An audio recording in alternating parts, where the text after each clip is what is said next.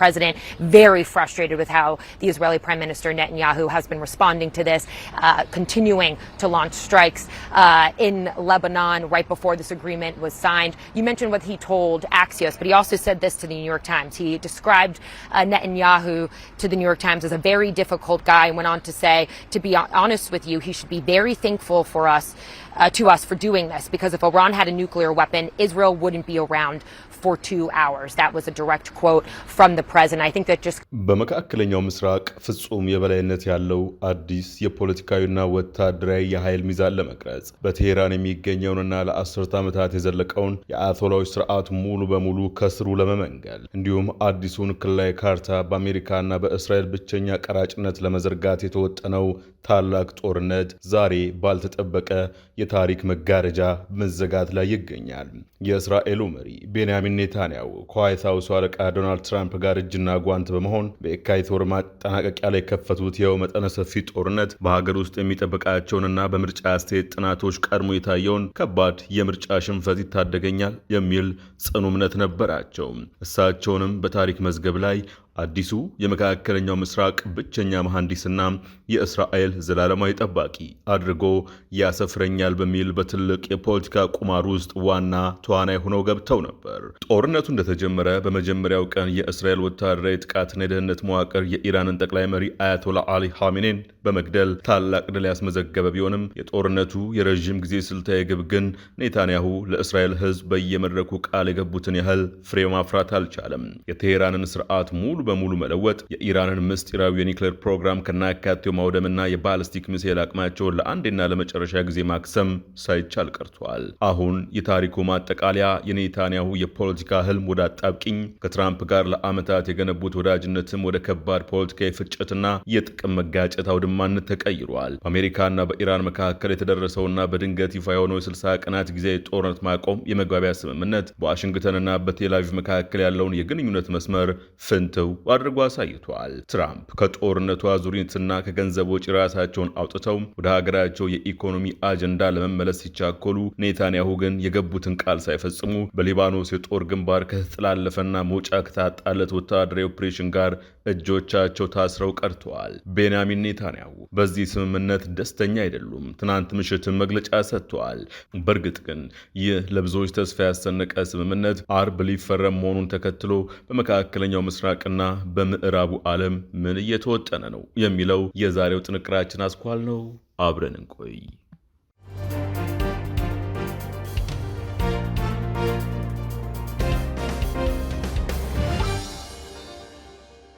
Israel's prime minister says his forces will continue occupying southern Lebanon despite this U.S.-Iran agreement. Netanyahu said that Israel will keep its troops in what he called a security zone as long as necessary. ባለፈው እሁድ ምሽት የእስራኤል ጠቅላይ ሚኒስትር ቤንያሚን ኔታንያሁ ከጠባብ የደህንነት ካቢኔያቸው ጋር በቴል አቪቭ በሚገኝ የከርሰ ምድር ስፍራ ባንከር ውስጥ ተሸሽገው የኢራንን የባሊስቲክ ሚሳኤል ውርጅብኝና የአየር ጥቃት ስጋት በጥንቃቄ እየተጠባበቁ ሳለ ነበር ስልካቸው በድንገት የጮኸው። በመስመሩ ማሩ የነበሩት ፕሬዝዳንት ዶናልድ ትራምፕ አሜሪካና ኢራን ጦርነቱን በይፋ የሚያቆም ጊዜያዊ የጋራ ስምምነት ሰነድ ላይ መፈራረማቸውንና ጦርነቱ ማክተሙን አረዷቸው።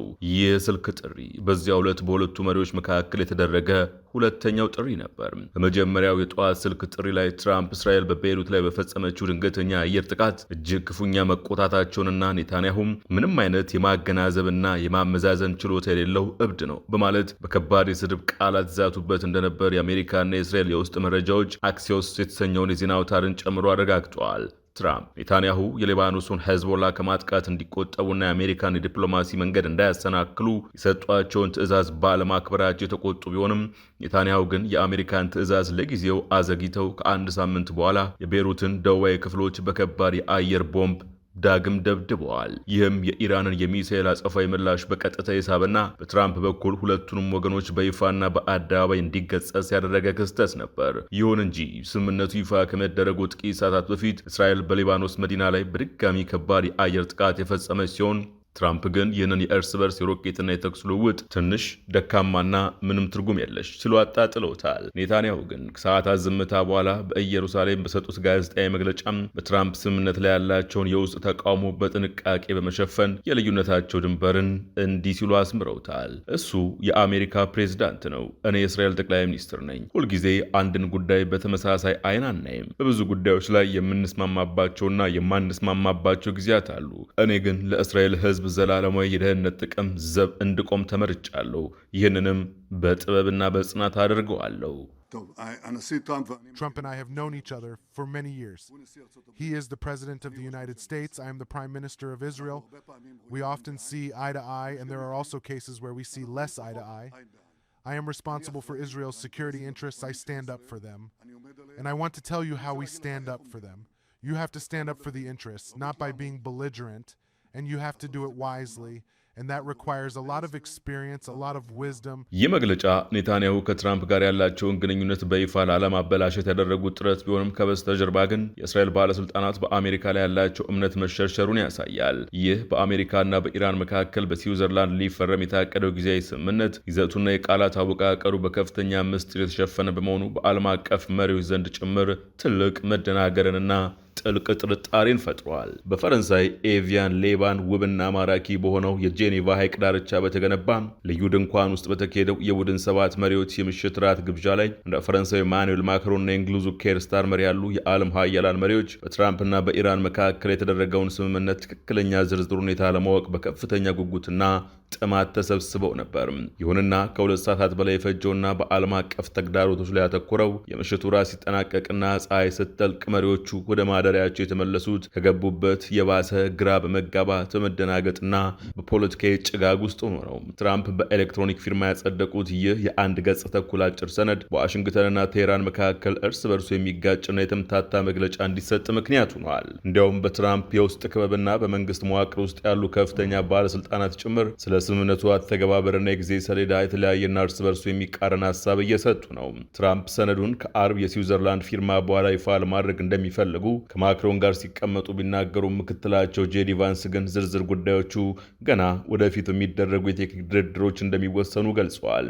በሌላ በኩል የኢራን የፓርላማ አፈ ጉባኤና ዋና ተደራዳሪ መሐመድ ባጋር ጋላቢፍ ስምምነቱን በፊርማቸው ሲያጸድቁም የኢራኑ አዲሱ ከፍተኛ መሪ ሙጅታባ ኻሜኔ ግን መሰል ዓለም አቀፍ ሰነዶች ላይ በቀጥታ እንደማይፈርሙ የአሜሪካ ባለስልጣናት ይፋ አድርገዋል። ይህ ከልክ ያለፈ ምስጢራዊነት በትራምፕ ቀኝ አክራሪና ታማኝ ወዳጆች ዘንድ ሳይቀር ከፍተኛ ቁጣንና የክህደት ስሜትን ቀስቅሷል። እውቁና ተጽዕኖ ፈጣሪ ወግ አጥባቂ የፖለቲካ ተንታኝ ማርክ ሌቪን በትራምፕ ላይ ያለውን ብስጭት በኤክስ ገጹ ላይ እንዲህ ሲል ገልጾታል።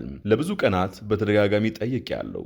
ለምንድን ነው እኛ ህዝቦቹ ይህንን የተረገመ ስምምነት በአይናችን ማየት የማንችለው? በአኖኒመስ ወይም ማንነታቸው ባልታወቀ ምንጮች ማጠቃለያ ብቻ የምንመራው ለምንድን ነው? በታሪኬ እንዲህ ያለ ነገር አይቼ አላውቅም። በእርግጥ ለሰላም የተደረገ ታላቅ ስምምነት ከሆነ ለምን በይፋ ለህዝብ አይነገርም?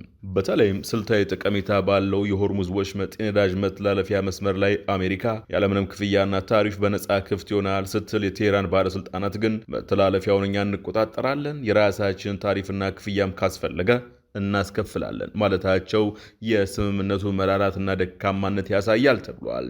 ትራምፕ አውሮፓውያን በተለይም ፈረንሳይና እንግሊዝ በወሽመጡ ውስጥ ያሉትን ፈንጂዎች እንዲያጸዱና የባህረ ሰላጤው አረብ ሀገራት ማለትም ኳታር፣ ኤምሬትስና ግብፅ ለኢራን መልሶ መቋቋም የሚሆን የ300 ቢሊዮን ዶላር ግዙፍ ፈንድ እንዲሸፍኑ ቢፈልጉም የዓለም መሪዎች ግን ያለ ግልጽ መረጃና ሰነድ የገንዘብ ቃል ለመግባት በጥልቅ ተቸግረዋል። ይባስ ብሎ እስራኤል ለጦርነቱ መነሻ ያደረገቻቸው የኢራን ኒውክሌር ፕሮግራምና የባሊስቲክ ሚሳኤል ዕጣ ፈንታ ለቀጣይ 60 ቀናት ወይም 90 ቀናት ድርድር ተሻግረዋል። ይህ ደግሞ ኔታንያሁ ሊያጠፉትና ሊጥሉት ለፈለጉት የኢራን መንግስት የኢኮኖሚ ማዕቀብ ምራራትንና የገንዘብ መተንፈሻን የሚሰጥ በመሆኑ በእስራኤል የዜና አውታሮች ዘንድ ውርደትና ፍጹም ውድቀት ተብሎ ተፈርጇል። ቤንያሚን ኔታንያሁ ከዚህ ቀደም ከአሜሪካ ዲሞክራቶች ማለትም ባራክ ኦባማና ጆ ባይደን ጋር በተደጋጋሚ ፊት ለፊት ሲጋጩና ሲካሰሱ ለእስራኤል ሕዝብ የሚሸጡት ዋነኛ የፖለቲካ ካርድና ብቃታቸው እኔ ከሪፐብሊካኑ ትራምፕ ጋር ልዩ የጠበቀና ጠንካራ ወዳጅነት ያለኝ ብቸኛው መሪ ነኝ፣ አሜሪካን እንደፈለጉ ማድረግ እችላለሁ የሚል ነበር። በትራምፕ የመጀመሪያ የስልጣን ዘመን የአሜሪካ ኤምባሲ ወደ ኢየሩሳሌም መዛወሩ የእስራኤልና የአረብ አገራትን ግንኙነት ላይ ያተኮረው የአብርሃም ስምምነት አብርሃም አኮርድስ መፈረማቸውና ትራምፕ ከኦባማ የኢራን ኒውክሌር ስምምነት መውጣታቸው የኔታንያሁ የፖለቲካ ቁመትን ከፍ አድርጎት ነበር። በ2019 የምርጫ ውድድር ወቅት በቴል አቪቭና በኢየሩሳሌም አውራ ጎዳናዎች ላይ ሁለቱ መሪዎች ፈገግ ብለው እጅ ለእጅ በጥንካሬ ሲጨባበጡ የሚያሳዩ ግዙፍ የማስታወቂያ ሰሌዳዎች ተሰቅሎ የነበረው ለዚህ ማሳያ ነበር። አሁን ግን ያ የወርቅ ዘመን ሙሉ በሙሉ ያበቃ ይመስላል። በባር ኢላን ዩኒቨርሲቲ እውቁ የፖለቲካ ሳይንቲስት ጆናታን ራይንሆልድ ሁኔታውን ሲተነትኑት እንዲህ ይላሉ። ኔታንያሁ ይህንን የአሜሪካንና የኢራን ስምምነት ለእስራኤል ሕዝብ እንደ ስኬት ሊሸጡት ከቶ አይችሉም። አሁን ካላቸው ከባድ የፖለቲካ ስጋት አንጻር ሊመኙት የሚችሉት ብቸኛው ተስፋ ቢኖር የ60 ቀናት ድርድሩ ከሽፎ ጦርነቱ ለእስራኤል በሚጠቅም መልኩ እንደገና እንዲቀሰቀስ ብቻ ነው ብለዋል። የእስራኤል ዲሞክራሲ ኢንስቲትዩት IDI ያደረገው አዲስ የህዝብ አስተያየት ጥናት እንደሚያሳየው በአገሪቱ የሚገኙ አይሁዳውያን በትራምፕ ላይ ያላቸው እምነትና ትራምፕ ለእስራኤል ደህንነት ያስባል የሚለው አመለካከት ባለፉት ወራት ከ64 በመቶ ወደ 44 በመቶ፣ በአንዳንድ የሳምንቱ ጥናቶች ደግሞ ወደ 41 በመቶ ዝቅ ብሏል። ይህም ከ2024 ወዲህ በትራምፕ ላይ የታየው ትልቁ የእምነት መሸርሸር ነው። የቀኝ አክራሪው የፖለቲካ ትንታኝ ማት ቱችፊልድ በማዕሪፍ ዕለታዊ ጋዜጣ ላይ እንዲህ ሲል ጽፏል። የትራምፕ የፖለቲካ ገበያ በእስራኤል በጥብቅ እየወረደ ነው። ፍጹም መከስከስ ወይም ውድቀት ባይሆንም አቅጣጫ ወደ ታች እያሽቆለቆለ መሆኑ ግን ግልጽ ነው። የኔታንያሁ የምርጫ ቅስቀሳ ቡድን በአስቸኳይ አዲስ መፈክርና ስትራቴጂ መፈለግ አለበት። ምክንያቱም ሁለቱን መሪዎች አጣምሮ የያዘውና አብረን እንጠነክራለን ስትሮንግ ቱጌዘር የሚለው እውቅ ዘመቻ ከእንግዲህ ያንን ቀድሞ የታሰበውን የምርጫ ውጤት ሊያመጣ አይችልም። የኔታንያሁ የሀገር ውስጥ የፖለቲካ ጥምረት አጋሮችና የተቃዋሚ ፓርቲ መሪዎችም ይኸው ስምምነት ይፋ ከሆነበት ጊዜ ጀምሮ ጅራፋቸውን አውጥተው ጠቅላይ ሚኒስትሩን መግረፍ ጀምረዋል። የኔታንያሁ የራሳቸው የቀኝ አክራሪ መንግስት ጥምረት አጋሮች የሆኑት የፋይናንስ ሚኒስትሩ ቤዛሌል ስሞትሪች እና የብሔራዊ ደህንነት ሚኒስትሩ ኢታማር ቢን ጋቪር ስምምነቱን እጅግ አደገኛና እስራኤልን የማይወክል በማለት እስራኤል በዚህ ስምምነት እንደማትገደድና የራሷን የነጻነት እርምጃ እንደምትወስድ በቴሌግራም ገጻቸው ላይ አውጀዋል። የኤነርጂ ሚኒስትሩ ኤል ኮሄን በበኩላቸው ኢራን የኒውክሌርና የሚሳኤል አቅሟ እንደገና ለመገንባት አንዲት እርምጃ ከሞከረች እስራኤል አሜሪካን ሳትጠብቅ ብቻዋን ወታደራዊ እርምጃ ለመውሰድ ዝግጁ መሆኗን ገልጸዋል። የኔታንያሁ ዋነኛ የምርጫ ወንበር ተወዳዳሪዎችና የቀድሞ ጦር አዛዦች ግን የባሰ ጭካኔ የተሞላበት የፖለቲካ ጥቃት ቃላትን ተጠቅመዋል። ናፍታሊ ቤኒት የቀድሞ ጠቅላይ ሚኒስትርና የሊኩድ ተቀናቃኝ እንዲህ አሉ። ይህ ስምምነት የእስራኤል ብሔራዊ ደህንነት የገጠመው አደገኛና አስከፊ ጥፋት ነው። ኔታንያሁ በጦርነት ውስጥ ወሳኝ ድል ማምጣት የማይችል ሀገሪቱን ወደ አለመረጋጋትና የመክሰም ጦርነት የመራ ደካማ መሪ ነው። ያኢር ጎላን የመካከለኛው ቀኝ አማራጭ የዲሞክራቶች ፓርቲ መሪ ደግሞ እንዲህ አሉ። ኔታንያሁ በጀግናው ሰራዊታችን ደምና መስዋዕትነት የተገኙትን ታላላቅ ወታደራዊ ድሎች በሙሉ በአንድ ጀንበር እንዲደመሰሱ አድርጓል። ትራምፕ በቢሊዮን የሚቆጠር የነዳጅ ዶላር ወደ አያቶላዎች ስርዓት እንዲፈስ የሚፈቅድ የኒውክሌር መሰረተ ልማትን እንዳለ የሚተው የባሊስቲክ ሚሳኤል ስጋትን የሚጠብቅና በቴህራን ለሚገኘው ነፃ አውጪ ገዳይ መንግስት አዲስ የህይወት መስመር የዘረጋ ስምምነት ላይ ፈርመዋል። ኔታንያሁም ይህንን ዝም ብሎ ተቀብሏል አሉ። የኔታንያሁ የፖለቲካ ሰውነት ላይ የሚያርፉት ጅራፎች ቀጥለው የቀድሞ የጦር አዛዥና የጦር ካቢኔ አባል ጋዲ አይዘንኮት ጋር ይደርሳሉ። ይህ የታየ ውጤት በእስራኤል በኩል የረዥም ጊዜ ስትራቴጂ ማጣትና የፖለቲካ መሪዎች ወኔ ማጣት ወይም ፍርሃት የወለደው ምስኪንና አሳዛኝ ውጤት ነው ሲሉ ገልጸውታል። የእስራኤል ተቃዋሚዎች አሁን ያለውን የህዝብን ቁጣ በመጠቀም ኔታንያሁን በትራምፕ ፊት ጭሯን እንደቆለፈች ውሻ አድርገው ለመሳልና የሀገሪቱን ደህንነት ለአሜሪካ ጥቅም አሳልፎ ሰጥቷል በሚል የምርጫ ዘመቻቸውን በከፍተኛ ሁኔታ እየቀረጹ ነው። እንዲያውም ለትራምፕ የቅርብ ወዳጆችና የፖለቲካ አማካሪዎች ምስጢራዊ መልእክቶችን በመላክ በትራምፕ የምርጫ ቅስቀሳ ላይ ኔታንያሁ እንዳይደግፉና ከእስራኤል ምርጫ እጃቸው እንዲያነሱ በጥብቅ በመወትወት ላይ ይገኛሉ። በኔታንያሁ ፍጹም ታማኝነቱና ፕሮፓጋንዳው በሚታወቀው ቻናል 14 የቴሌቪዥን ጣቢያ ላይ ሳይቀር ትልቅ የሀሳብ መናወጥና ድንጋጤ ታይቷል። ትናንት ትራምፕን ለአይሁድ ህዝብ እግዚአብሔር የሰጠው ታላቅ ስጦታ ሲሉም ሌትና ቀን ያሟካሹት የነበሩት ታዋቂ የቴሌቪዥን አቅራቢዎች ዛሬ ትራምፕን ፍጹም ተሸናፊ ሉዘር እናም አሜሪካንና እስራኤልን በዓለም መድረክ ያዋረደ መሪ ሲሉ በግልጽ መወረፍ ጀምረዋል። አንድ የሊኩድ ፓርቲ ውስጥ ምንጭ በትራምፕ ላይ ያለውን ጥላቻ ሲገልጽ በትራምፕ የተደረገው ክህደት በሁለተኛው የዓለም ጦርነት ወቅት ተሸነፈው እናም እጁን የሰጠው የጃፓን ንጉሠ ነገሥት ያደረገውን አይነት ውርደት ነው ሲል ጠርቶታል። የእስራኤል ወታደራዊ ታሪክ ምሁርና ስትራቴጂስት የሆኑት ዳኒ ኦርባክ አሁን ያለውን ወታደራዊ መልክ ሲያጠቃልሉት ከባድና አስገራሚ ማስጠንቀቂያ ያስቀምጣሉ። እንዲህ አሉ።